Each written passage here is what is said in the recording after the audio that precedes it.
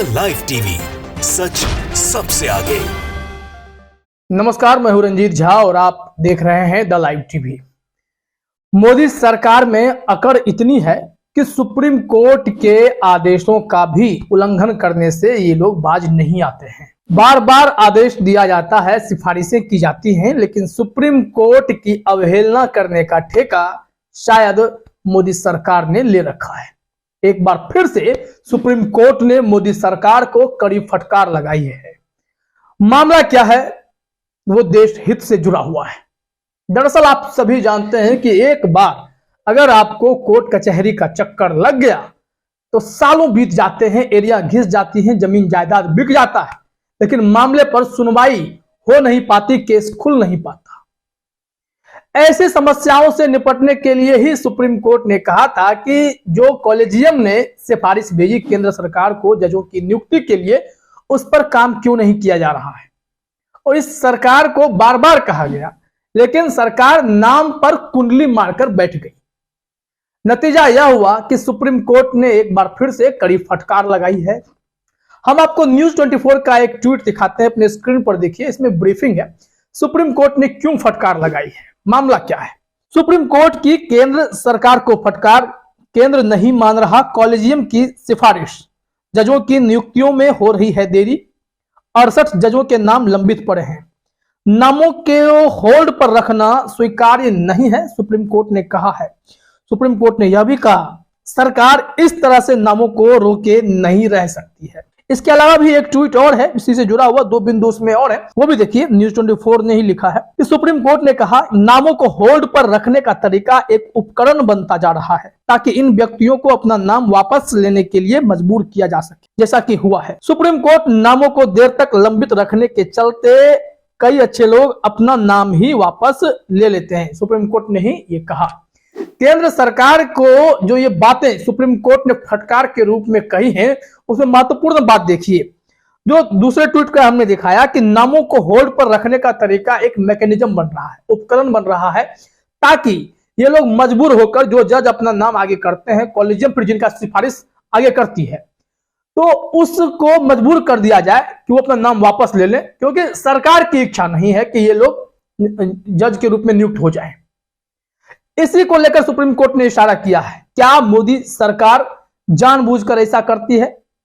Supreme court के निर्देश आदेश का उल्लंघन करती है?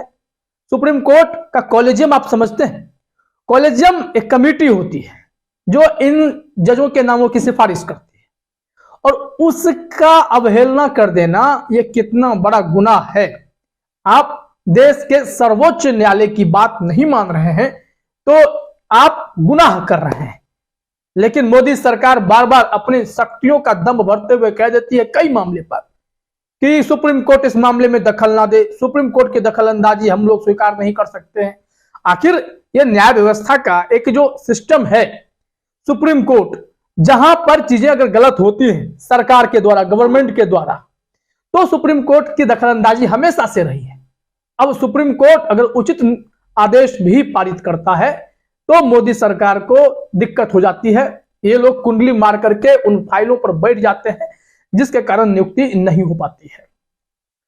आपको बता दें कि दैनिक भास्कर ने भी एक रिपोर्ट की थी, पिछले साल कई संस्थानों ने यह रिपोर्ट की थी। उसमें साफ बताया गया कि देश भर में 4.5 करोड़ मामले पेंडिंग है अदालतों में, और जजों के 50% पद खाली हैं। और इसी को सुप्रीम कोर्ट चाहता है कि जल्द से जल्द इन सब पर जजों की नियुक्ति हो जाए, लेकिन केंद्र सरकार की इच्छा के खिलाफ मामला अगर चला जाता है, जो नाम अगर उन्हें पसंद नहीं आए, जैसा कि सुप्रीम कोर्ट ने आरोप लगाया है कि यह उपकरण बन रहा है, तो उसको मजबूर कर दीजिए कि वो लोग अपने आप नाम वापस ले लेंगे, आप उनकी नियुक्ति ही नहीं कीजिए। मोदी सरकार यही करती दिखाई पड़ती है। इसी को लेकर के मैंने जो भी आपको आंकड़े बताए हैं वो दैनिक भास्कर का आंकड़ा है, अपने स्क्रीन पर हेडलाइन भी देख सकते हैं। न्याय का इंतजार, देश में 4.6 करोड़ केस पेंडिंग, न्यायालयों में 5596 पद खाली।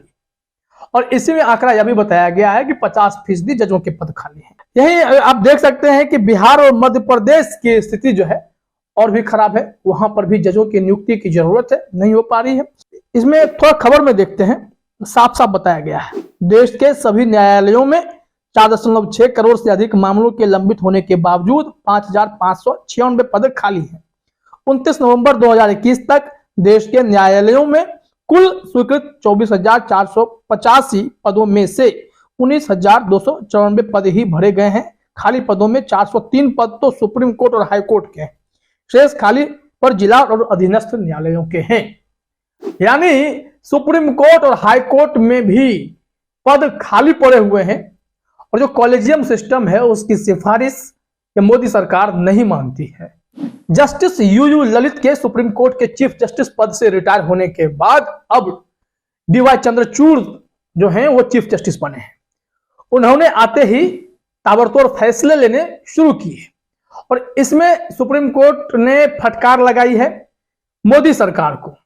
अब जब उस कॉलेजियम के ढांचे को भी समझने की जरूरत है और जब मोदी सरकार इस कॉलेजियम सिस्टम को नजरअंदाज करने लगती है तो गुस्सा आना स्वाभाविक हो जाता है।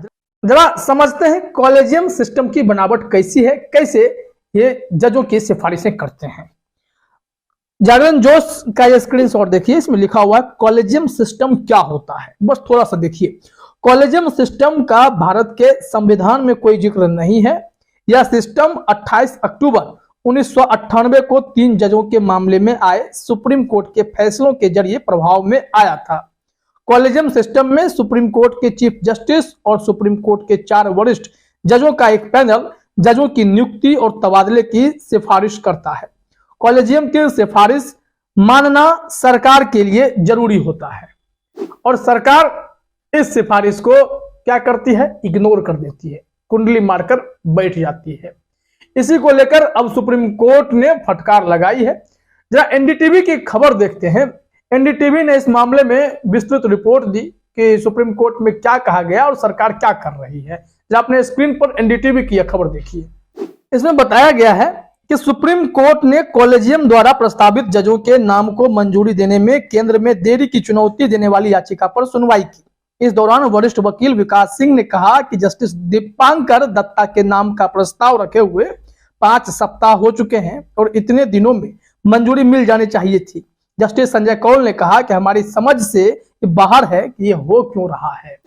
उन्हें भी आश्चर्य हो रहा है कि सरकार ऐसा क्यों कर रही है, क्यों कुंडली मारकर बैठ गई है। आखिर कॉलेजियम की सिफारिश को नहीं मानने का क्या तुक है। यह लगातार विवाद जारी है। इसी पर देखिए, साफ साफ उन्होंने कहा कि जजों की नियुक्ति के आदेश का उल्लंघन हो रहा है। इसमें आगे बताया गया है, सुप्रीम कोर्ट ने कहा कि हाई कोर्ट में नियुक्तियों में महत्वपूर्ण देरी के चलते सुप्रीम कोर्ट को 2021 में आदेश पारित कर समय सीमा दी थी जिसमें प्रक्रिया पूरी की जानी चाहिए। यदि इस प्रक्रिया में और देरी होती है तो यह बार के सदस्यों द्वारा बेंच में पदोन्नति स्वीकार करने की प्रक्रिया में भी देरी करती है। कोर्ट का कहना है कि 6 महीने पहले नाम भेजने की समय अवधि की कल्पना इस सिद्धांत पर की गई थी कि इतनी ही समयावधि काफी होगी, लेकिन ऐसा प्रतीत होता है कि कई अवसरों पर निर्देशों का उल्लंघन किया जा रहा है। एनडीटीवी ने आगे यह भी जानकारी दी है कि कॉलेजियम ने मंजूरी दी, इसके बावजूद भी नियुक्तियों में देरी की जा रही है, नियुक्तियां नहीं की जा रही हैं।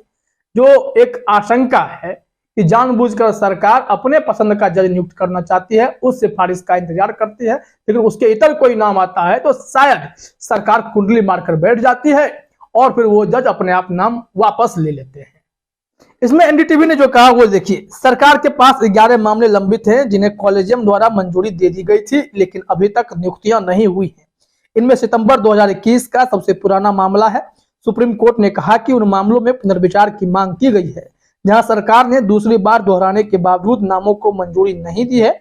इस बीच कई लोगों ने अपने नाम वापस ले लिए और कोर्ट ने बेंच पर एक प्रतिष्ठित व्यक्ति को रखने का अवसर खो दिया। साथ ही साथ यह भी बताया गया कि जयतोष नाम के एक व्यक्ति का तो निधन हो गया, वो अपनी बारी का इंतजार करते रह गए, लेकिन मोदी सरकार के कानों पर जू तक नहीं रेंगी, जिसका नतीजा यह हो रहा है कि सुप्रीम कोर्ट के आदेशों का ही उल्लंघन किया जा रहा है। इसलिए कड़ी फटकार लगी है और मोदी सरकार के अकड़ को तोड़ने की कोशिश की गई है। शायद मोदी सरकार की अकड़ कम हो और सुप्रीम कोर्ट के तहत उनके नियमों को मानते हुए सरकार कानून के रास्ते पर चले। फिलहाल इस वीडियो में इतना ही। आप सभी काम से जुड़ने के लिए बहुत बहुत धन्यवाद।